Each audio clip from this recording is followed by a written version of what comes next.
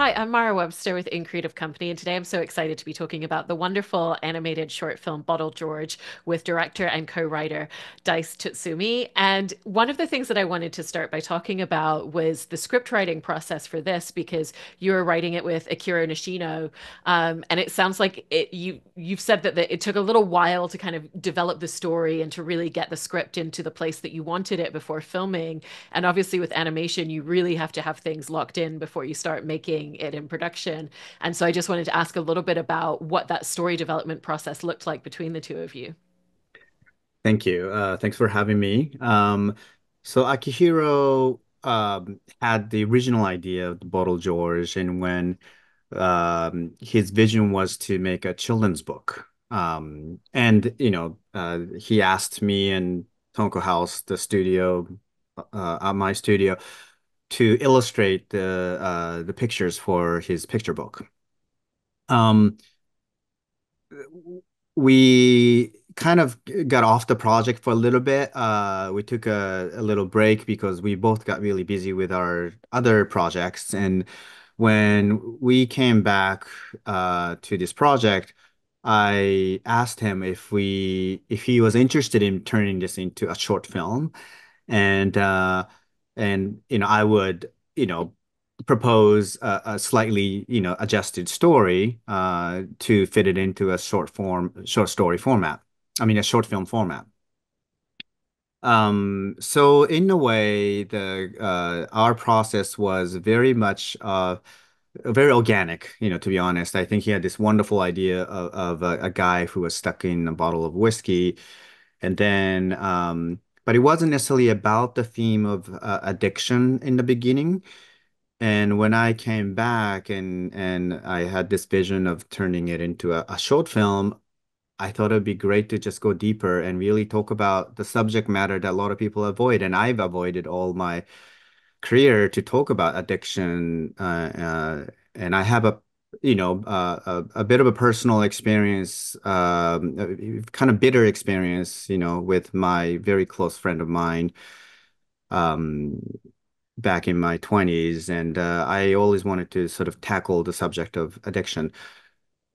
And actually, Akira had a very similar experience in his life, and he felt like, hey, let's do it. Let's turn it into a short film, and let's get into the subject of addiction. So our writing process is very organic. I wrote something, and he came back with different ideas, and I went back, and then obviously with animation, with no sort of spoken words, we did a lot of writing through storyboarding as well. So it was a very much of an organic process. I also think it's so wonderful how, to your point about using animation to tell a Mm. story about addiction and these sorts of subject matters, that you can really explore themes and topics like this that are so real. And I was curious about how using the idea of the lens of the perspective being from a child and from this creature inside of a bottle really gave you the idea of how to approach telling the story. Thank you. Exactly. I think, for us, there's something really challenging with more of a feature film format animation in Western culture, in Hollywood, for example, to tell a story that is a little bit more complex and more challenging subjects like this subject addiction. And so in the short film format, we have a little bit more freedom to share a little more complex perspectives, right? And as you said it, I really think animation is a wonderful medium to be able to talk about things that otherwise could be very uncomfortable to talk about. And what we really wanted to do for this film was not necessarily propose a solution to the problem.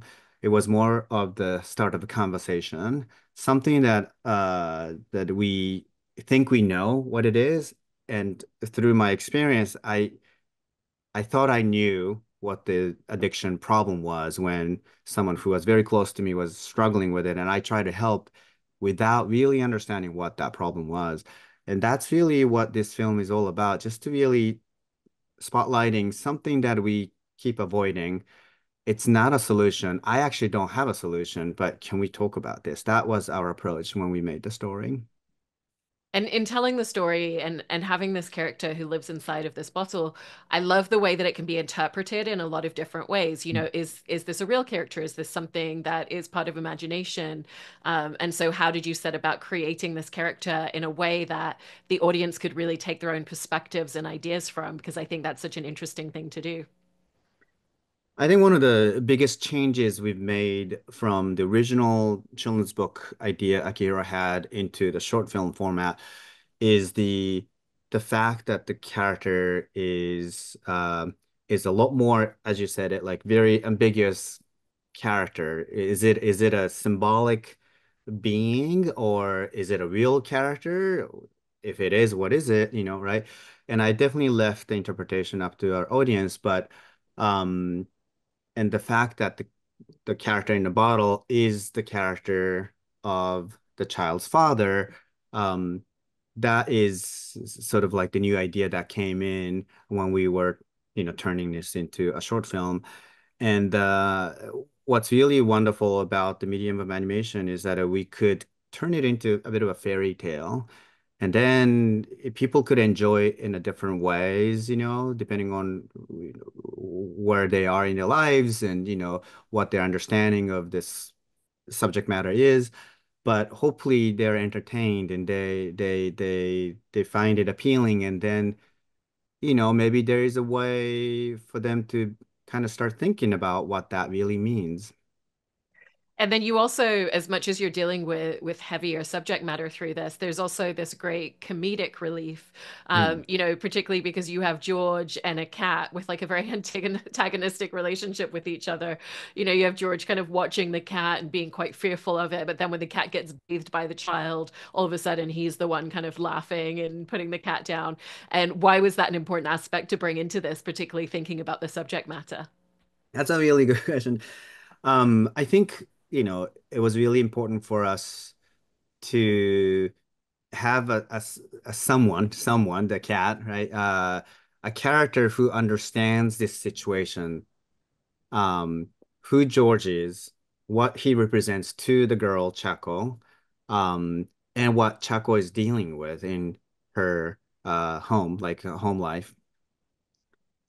The cat, you know, is the only one in the story who understands the whole picture.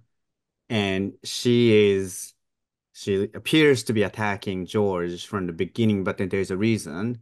And then we'll find out, right, in the end, what she's doing.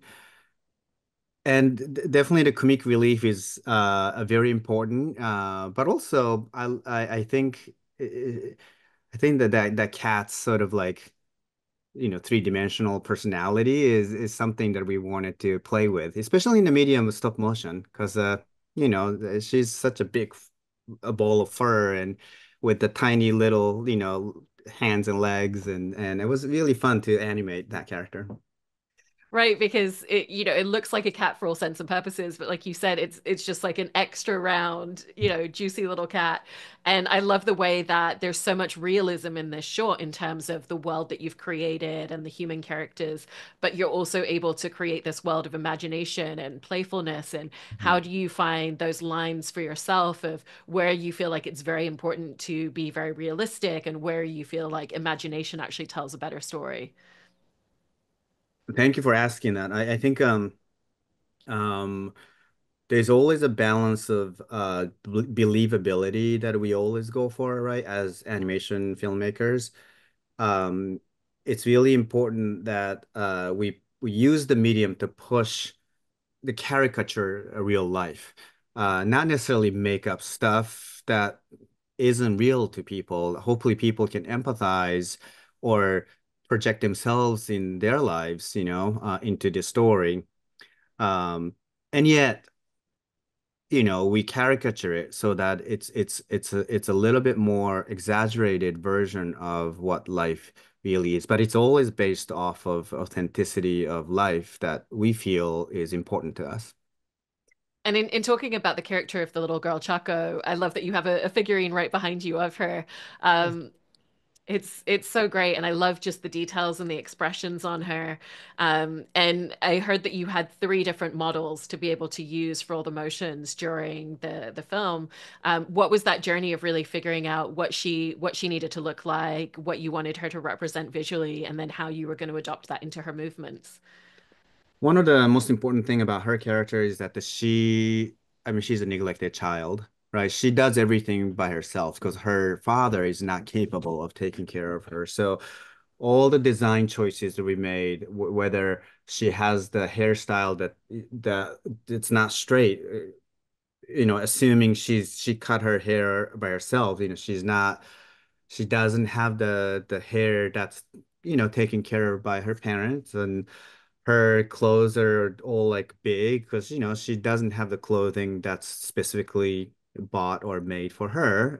So it's all like kind of made up and in a very appealing way. Like her shoes are kind of gigantic, and because her father is not necessarily capable of finding, the right size, um in the short, most of the time she has a very kind of stoic kind of expressions, except for a few selected moments, because she has this sort of like shield, in her heart, to really endure the situation she's in. And she's making the best out of it. She's a very mature kid in the sense, and probably beyond her years, more than necessary. So when you see her smile in the end, it means a lot more, in terms of her journey in the story. Did you also want her to have almost like a shyness to her because she's so used to kind of shielding herself away and keeping herself out of the way? I think right at the beginning of the film when the dad comes home and she goes and she tries to gently touch him and he doesn't even realize that's happened and he accidentally moves her out the way. So she's very used to making herself quite small in a lot of ways. How was that important to you?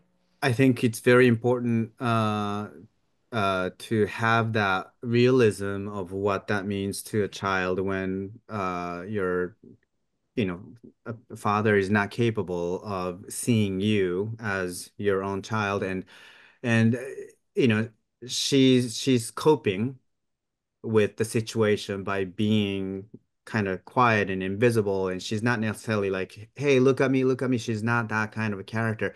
However, you could see that she wants to. She wants the affection from her father. She wants to let him know she's right there. But then her father, as you said, it is not quite recognizing the value of her until the end of the story. And in directing it as well, when you look at the angles and the perspectives that we're Mm. seeing in the story, it's all very much from her perspective. It's the camera sits like a little bit lower, so we're looking up at things. Was that something that you realized you wanted to do very early on, was have it always be from her perspective? Very much. So, when you said in the beginning that, who is George, is George the imagination of the child? And that's how we were thinking, but I still love the idea that the, audience makes their own decision to see, who George is. The perspective where we placed the camera was actually from the height of George. And but as you said, it is her perspective because George is her imagination. And that's how she sees her father trapped in the bottle. And it enables the father's sort of like darkness that's trapped in the bottle to be able to see himself. And you can see George being frustrated with the father, right? He's basically seeing himself, seeing the low side of himself in life, and that's kind of how we wanted to place the camera. So it was very intentional from the very beginning. Yeah. I also wanted to ask about just designing the character of George because there's these really amazing textures, and then it's very much centered on just like these two giant expressive eyes, and I love the design of him. Thank you. So again, George, when we decided to change George into this kind of ambiguous, strange creature, one thing I said to the puppet maker and animators is, hey, don't worry about the design of it because it's like amoeba. Like, he could change shapes, all the time. He's just a symbolic character of darkness within, her father, right?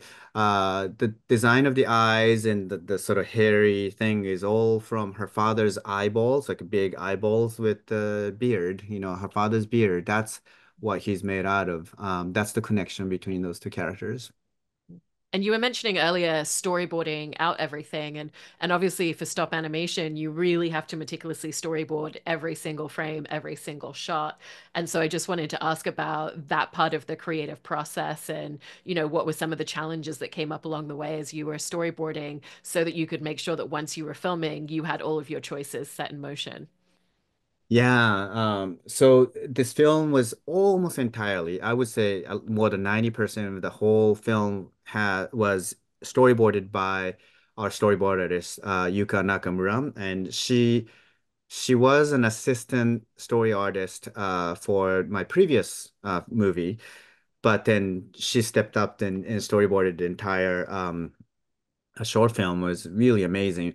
But the process was very much like, hey, when we are judging our story, let's put it into a form of film as soon as possible. Like sometimes we get caught up in the form of script or, form of just drawings. But then if you put it in the form of a film with the temp music and temp sound effects, and then you can really make a judgment in terms of story. And I just said it with stop motion.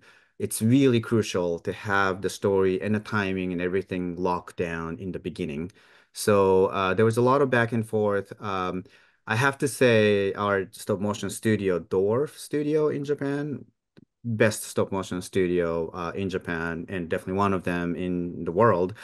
They were very open to all the story choices because oftentimes, certain actions, certain, story scenes are very difficult to achieve in stop motion, but they thought our storyboard reel was a good challenge, and they almost said yes to all the choices we made.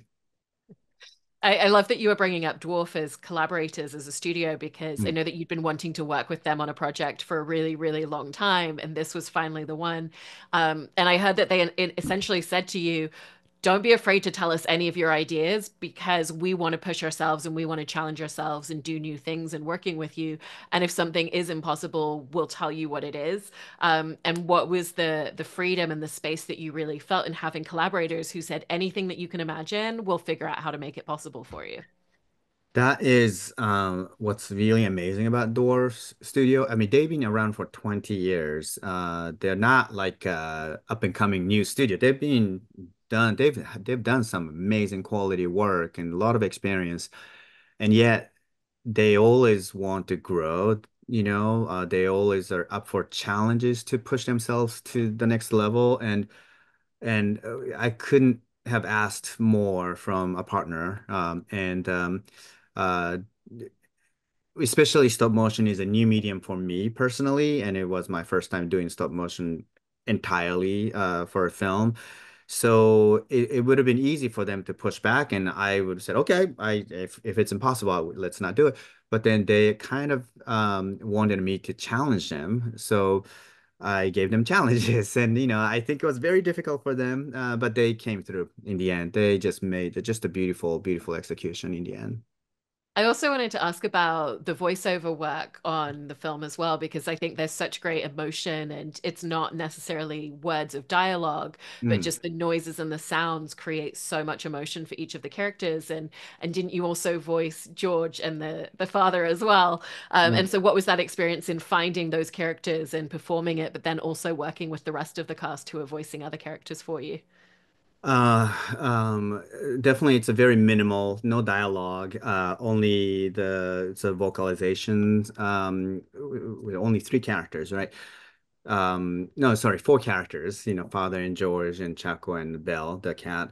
But I didn't really, it wasn't our intent that I would do the voice of George and Father. It was supposed to be temporary. And we're like, we want Johnny Depp to do the voice, you know. And then we quickly realized, oh, like we just don't have budget to bring in someone like Johnny Depp. So, and then they liked my temp voice, and you know, they just fell in love with it. So we kind of kept it that way. It was very fun and difficult, to be honest, because especially George, you know, just to do that crazy voice, you know, I couldn't speak for a few days after I recorded myself because it was very tough on my throat.